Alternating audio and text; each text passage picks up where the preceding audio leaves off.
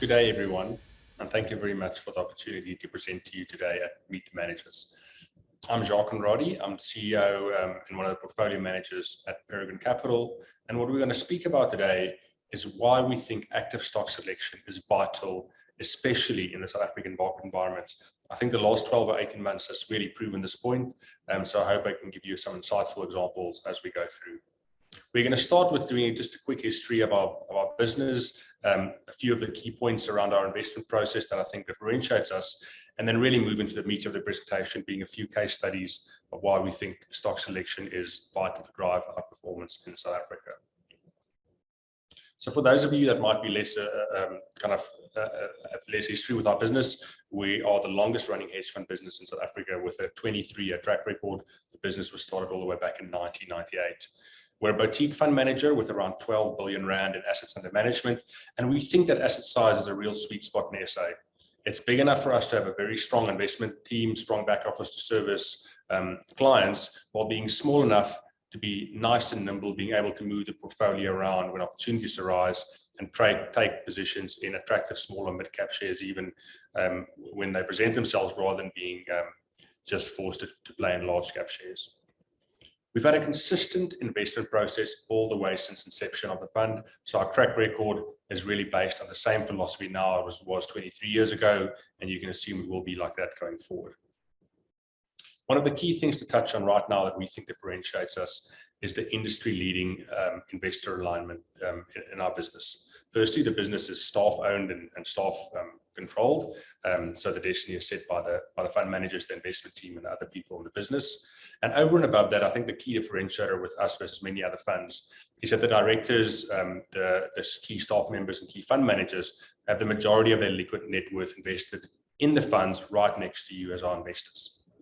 And the reason that makes a big difference is that at the end of the day, we come in every day to manage our own money right next to yours. It's not a job for us where we just manage other people's money to earn a monthly salary. This is really our passion. It's what we want to do. And we'd be doing this anyway, managing our own money, if we didn't run a business. Again, for those with a shorter history with our business, we believe we are one of the most successful hedge funds in SA, and at the Hedge News Africa Awards, which is the hedge fund industry awards, we've won the kind of 5 and 10-year performance awards many years, and many of the years they've been around. On the top right of this slide is just a quick summary of the 2 achievements we're most proud of in the 23-year history of our business. The first is for the high growth fund that started in Feb 2000. We're the first and only South African fund to have done 100 times initial investment for investors. So R1 million up front with more than 100 million Rand right now. And then secondly, for the pure hedge fund, it's been a great period of returns for investors over 23 years. And throughout that entire period, we've had no calendar year where we've had negative performance. So 23 years in the green. If we move on to our investment process, and in many of my meetings with our clients, this is really the key thing that clients want to ask about. What is your investment process? What differentiates you? And is that investment process going to be consistent and generate strong returns again, as it's done in the past going forward?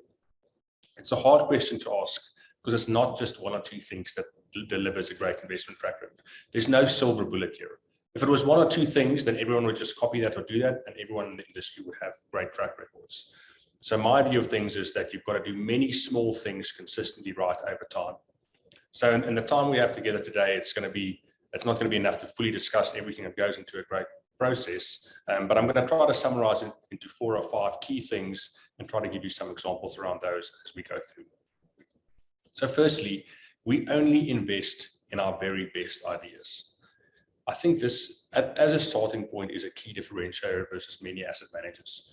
We don't care or look at what weighting things are in an index. We don't care what weighting certain sectors are on the index or certain shares.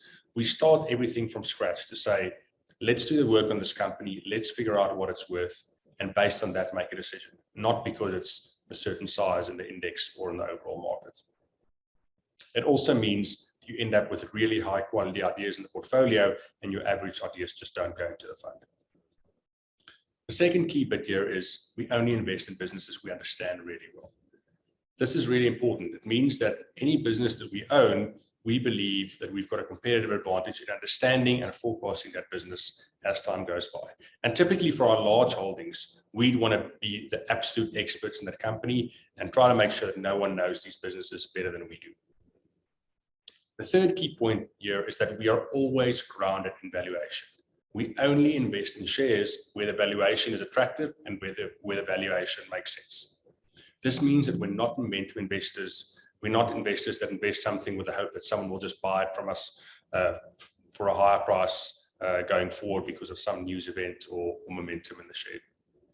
Anything we own because we've done work on valuing the company. We think it's worth 100 Rand and it's trading at 60 or 50 or 40 Rand in the market.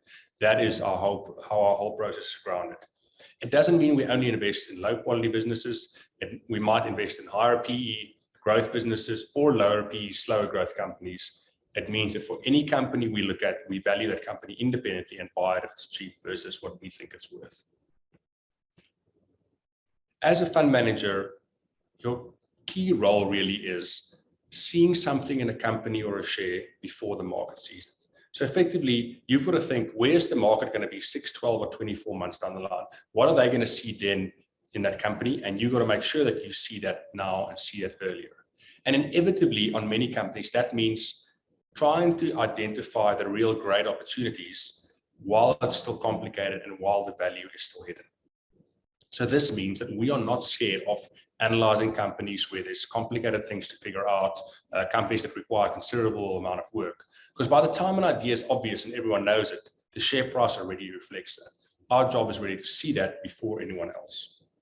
And finally, I think another key point to touch on that kind of links up with the first one is that we're just not benchmark focused. We're focused on the risk reward of every idea on its own right. And I guess the key part of that is then making sure the ideas you have in the fund are uncorrelated enough on their own right that they can deliver a return stream that's not just correlated with the overall market, but that has diversification embedded in the type of shares or positions you own. Let's now move on as to how we allocate the risk budget or the level of risk in our funds. And I think as a hedge fund, it's really nice to have a much wider tool set than a typical manager. So we've got many more tools at our disposal to generate returns and to manage risk in the portfolio.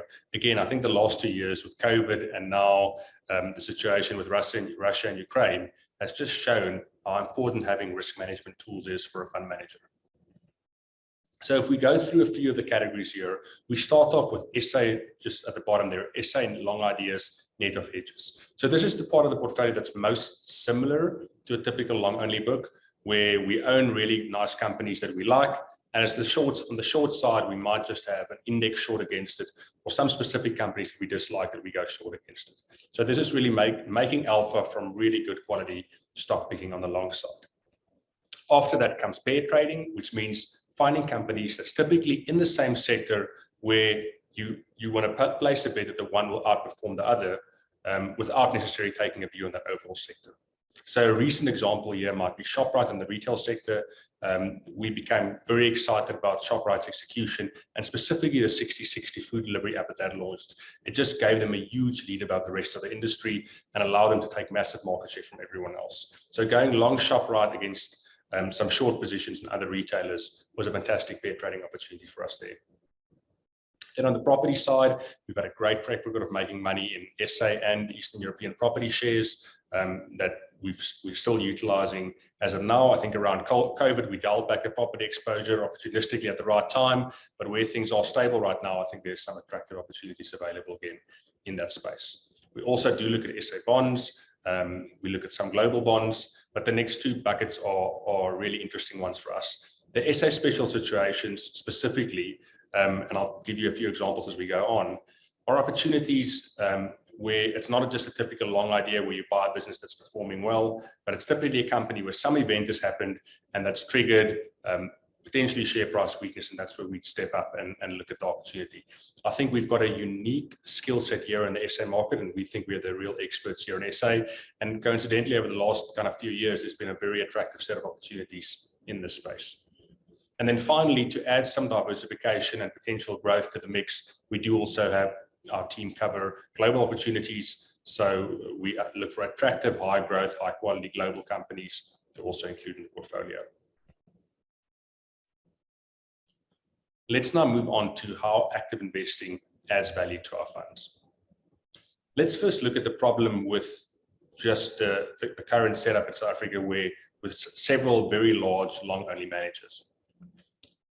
Due to the fact that in the SA market only really has 100 to 120 highly liquid shares, it means that it's very hard for a large long-only to really have a differentiated portfolio. In the US, with the S&P 500 followed by the Russell 2000, there's a few thousand companies of decent size where you can take a reasonably sized position. Because that's only 100 to 120 names in South Africa, you typically end up with a lot of managers owning the same large positions in their funds. And this just leads to significant correlation between those managers and the overall market. So what we've done here is look at the largest 3 equity funds in South Africa and compare the correlation with the all-share index. So in the leftmost column, you'll just see a correlation with the all-share index, and you'll see the funds are all pretty much around 90% correlated with the JSE all-share index. What the table then shows you is also the correlation of the funds with each other. And the interesting bit is actually that each of these funds correlate approximately 90% with the other funds in this basket as well. So basically, in summary, what this table tells you is if you pick some of the larger managers and you think you're diversifying your risk by picking 2 or 3 of those for a client's portfolio, in the end, you're getting pretty much the same risk reward structure there, and you're not going to get much diversification in a market sell-off or in a buoyant market. It's very much the same kind of return profile. So it's it's much less diversification you would get than picking different managers in many other countries or global markets. If you then look at over the last 15 years at the high growth fund, because of how we construct the portfolio, and I showed you our risk budgeting on that previous slide and all the different tool sets we used and return buckets we utilize, it leads to a very different correlation picture. So you'll see high growth versus the all share and the other equity funds, you only have about a 50% correlation. And that means that in periods like effectively the last few months around Ukraine or around COVID, you'll end up having a very different risk reward payoff for high growth than just for the typical long-only equity manager in SA. And that's exactly what a portfolio needs. You need a shock absorber kind of when things go bad, or just when markets are volatile. Having something with a different correlation set is very valuable in terms of reducing and managing the risk as part of a balanced portfolio. On the right-hand side, you'll just see that even while having that lower correlation, it hasn't meant low performance. In fact, I think the outperformance has been about 10 times over the last 20 years for high growth, if you compare it to the all-share index. Let's get into a few of the case studies. I mean, this is really the part of the job that I love, looking at individual companies and finding the mispricings and finding opportunities that the market is missing. So the first case study here is THUNGELA Resources. It's one of our largest holdings in the fund right now. I think it really, at its core, plays to that point that we embrace situations that are difficult to analyze and require a ton of work. THUNGELA unbundled from Anglo American in June last year, and they basically put together their whole South African portfolio of coal assets, and because of ESG pressures on Anglo, decided to unbundle this. Now, this, like unbundling an asset for ESG reasons, immediately gave us a huge flag that this could be a spectacular opportunity, because you knew up front that if they're unbundling this, many investors that's overly ESG focused would simply be forced sellers of this, regardless of their valuations. They weren't even going to do the work. Coal is a dirty industry, and for that reason, just sell the share. This is very much the opposite of what we want to do. We want to help companies move in the right direction on the ESG front, and especially governance is especially important to us. But coal is a huge employer in South Africa. It employs 80,000 people. It's a huge contributor to dollars and forex for South Africa. So it's not simply something that will ever be shut down. And also the world, South Africa's power stations, the world's power stations needs coal. So there will be a just and managed transition of this sector over time. So that's why we dug in for the opportunity. We just suspected that people would be forced sellers here and would sell it without caring. The second point I touched on earlier on with our philosophy is we're always grounded in valuation. In this case, we did the work on THUNGELA. We did detailed work. I'm going to touch on the work we typically do for a new opportunity on the next slide. But because of the forced selling, the valuation initially was extremely attractive. We modeled that the company would potentially earn between 30 and 50 Rand a share on a fairly moderate coal price scenario. And even on that scenario, you were getting the business at unbundling at less than half a year's earnings. So you effectively were buying the share where they would generate the entire share price in cash over the next 6 months, which was just ludicrously cheap. In your career as a fund manager, you hardly ever see opportunities like this, so you need to be ready to pounce. I think linking to that first point that I touched on the amount of work required here, you might ask, why doesn't everyone do the work? Why doesn't everyone buy this at 23 Rand a share when it originally lists? The issue is you've got to do a ton of detailed work when that company lists. It doesn't have a 10 or 15-year track record of listing that you can just go back to and track how it's performed during various cycles. You've got to, from scratch in a short period of time, build your own model, engage with the company, engage with peers and competitors, and from scratch model this. And it's risky for an analyst or a fund manager to recommend something like this that's fresh, that's a fresh listing. The odds of being wrong if you haven't done your work is high.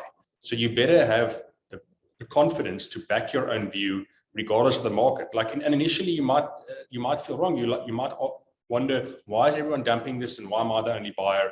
And you need the courage of your convictions to be stepping up and buying in that environment. And then finally, to own something like this, you need to really not care about the benchmark.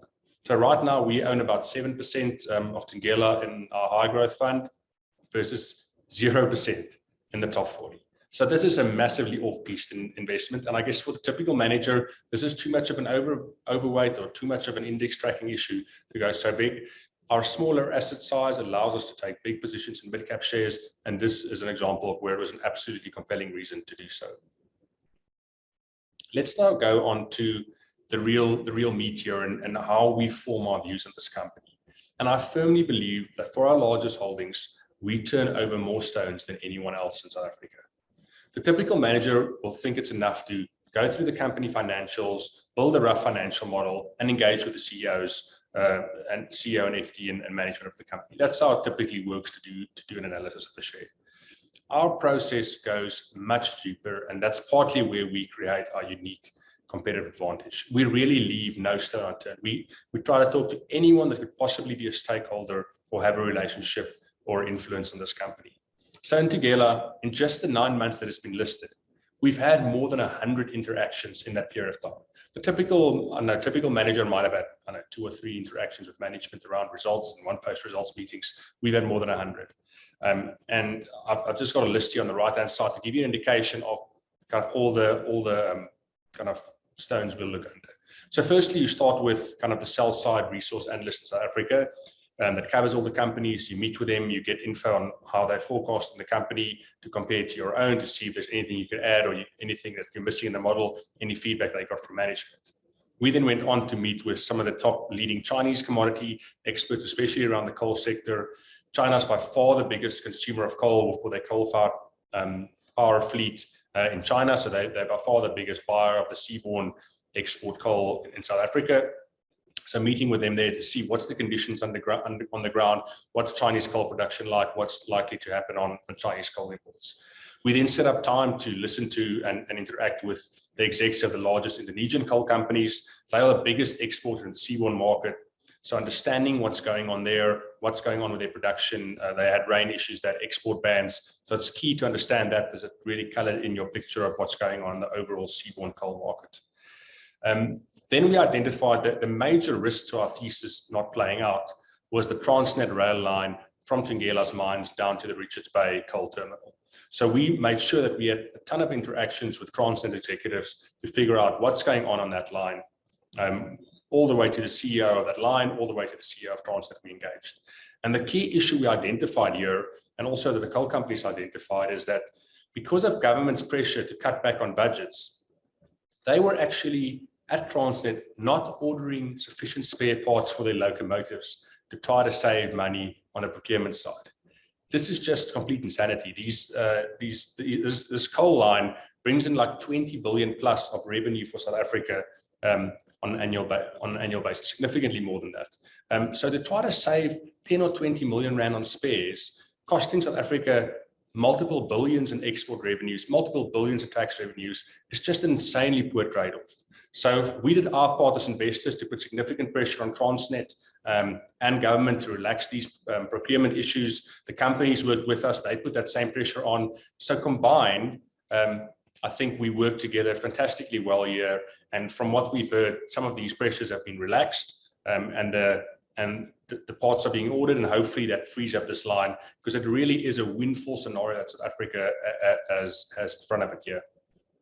We also spent time looking at other global coal mining players, engaging with the Mineral Council in SA, also speaking to other logistics operators to understand the constraints on this rail line and other options to get the coal to the ports. And finally, engaging with government ministers, both on the public enterprise side and the finance side, to both figure out what's going on, but also to try to have a positive influence on obviously the outcome of our company, but as importantly as South Africans, to realize the positive impact here of getting that dollar revenue and getting a tax revenue for South Africa as a country. So I think it's a real great case study of both doing bottom-up research, but also hopefully having a positive feedback impact on South Africa as a whole. Fortunately, the story has worked out even better than we expected. I think entering the share at about 25 Rand a share, where we stand today, it's kind of around 140. So it's already been a 5 times return for us over the 9 months, which is really spectacular for a resource company. And I think it's really all that bottom-up research that's played out. And if anything, the coal prices, where we initially were looking for a fairly moderate scenario, has played out even better than we would have hoped over that time. In summary then on Thungela, I've thought of this slide, how to make 5 times return in a boring business, because typically you think you need to find an exciting new business like a Capitec. For us 5 or 6 years ago, we made kind of 5 or 10 times on a business like that was exciting and fast growth. Coal mining is fairly boring, and it shows you can still make 5 times or 10 times return. So what's the key ingredients for that? Having an attractive entry price into the business is absolutely vital. Then making sure your work on the earnings and the cash flow potential of the business adds up. So in this case, the company in the first 6 months as a listed company, it generated 52 rands of earnings and cash per share. So compared to your entry price, you've got double your initial share price generated in free cash that the company can use for dividends or share buybacks or expansion in just 6 months since listing. So effectively, you bought it at well below a 0.5 times PE. Obviously, we needed to do the work to make sure that the coal price had a strong underpin, and that given the work we've done, and you could see there was just underinvestment in coal globally because of the ESG pressures. And I think a very key game changer here in the last kind of few weeks has been the Russian and Ukrainian situation. And I think this has made it very, very clear to Europe that you cannot run your countries relying on a country like Russia or someone else for gas exports. You need to make sure you're self-sufficient, or you've got other avenues to make sure you can keep the lights on and keep heating on. So I think coal will be a scarce resource for the next 6 or 12 months. I think any country with coal-fired power stations will rebuild those stockpiles and make sure they've got plenty of coal around, because you clearly see now that more things can happen than one might think in the world. Where we are now, why do we still hold the position? We expect continued strong returns. If you look at this year, if coal prices stay anywhere close to current levels, which we expect due to the geopolitical risk, you could have 70 Rand plus of earnings. So you're sitting with 60, 70 Rand of cash already in the bank for the company. And basically at 140, it means you're only trading at 1 year of additional earnings on top of that. So I wouldn't be surprised if this over the next 6 to 12 to 18 months ends up being a 10-bagger for us in a boring business like coal. Maybe just 2 additional points: that as a hedge fund, you've got the ability to structure these types of investments in a different way that a typical long only would structure them. So rather than just owning them as a long position, we initially started buying long positions and call options. In the case of coal prices being stronger, a call option gives you the right to buy the share at a later stage at a fixed price. So that gave you geared upside in the share. And then as the share ran, the temptation is obviously to sell and to take profits. However, we made the call to rather buy put options. And what this does is you sacrifice some premium, so you pay a premium for your put options, but it means that you don't have to sell the share. It means that you've got protection at a certain level. but that if you're correct and the share price continues to move, you can capture the further upside and just give up the put option premium. So I think both having initially structuring the long position with a call and then eventually protecting ourselves with a put rather than selling it work fantastically well to optimize returns for investors in this position. So yeah, I know there's several slides and fairly long detail on THUNGELA, but I think it captures our process very well. Let's now move on to African Bank STUBS, which is another off-piece idea that's still a meaningful position in our portfolios. Around post the African Bank bankruptcy, the African Bank was split into a bad bank and a good bank. Most investors sold out of African Bank and their funds, they tried to get out of the bonds, and they completely exited this position. What we identified at the time is that this bad bank was where there was a fantastic opportunity sitting. Most people thought this thing was worth nothing, and effectively the notes or the bonds that issued by the bad bank started trading at like 5 to 10 cents in the rand when they initially got issued. Because of the work we did on the collections and the potential cash flow that could be received there, we were buyers and accumulators of those bonds at that time.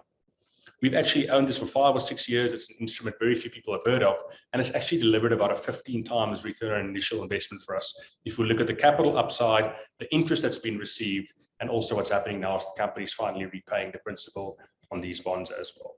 So I think another great case study of finding hidden value where other people aren't even looking, being willing to do the work even where things don't look pretty. I mean, the bad bank certainly had lots of bad loans in there, but realizing that if the valuation is attractive enough, it gives you a great risk reward buying even something that's unpopular or that's not looked at by the market. So what does a hedge fund bring to a portfolio?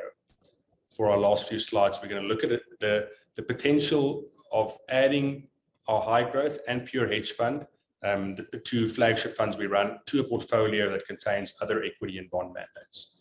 So if you look here in the left-hand column, this is just a typical 60-40 portfolio of equities and bonds in South Africa.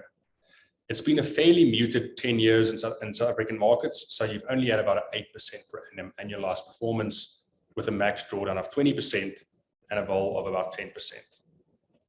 Adding as little as 20% in hedge funds, 10% in our high growth and 10% in our pure hedge fund, increases the annualized performance significantly from 7.7 to 9.6, almost 2% higher. And together with that, it substantially reduces your peak drawdown. So it protects your clients in the times when they need it most, when they're most likely to panic and most likely to want to redeem. Having a 20% versus only a 15% max drawdown is a meaningful difference. And the volatility additionally is also about 20% lower at 7.8%. Naturally, at a 40% allocation to hedge funds, the picture looks even better. You get about another 20% excess return and about another 3.5% reduction overall drawdown. What does this do over a 10-year period? Having no hedge funds, portfolio of 1 million rand upfront grew to just over 2 million rand at the end of those 10 years. With 20 or 40% in hedge funds, you got 2.5 and around 3 million rand respectively. So a meaningful difference in returns, while also helping your clients stick around in that time and see through the volatile times. So very quickly in summary, what's driven our 100 times money for the high growth fund over the last 23 years?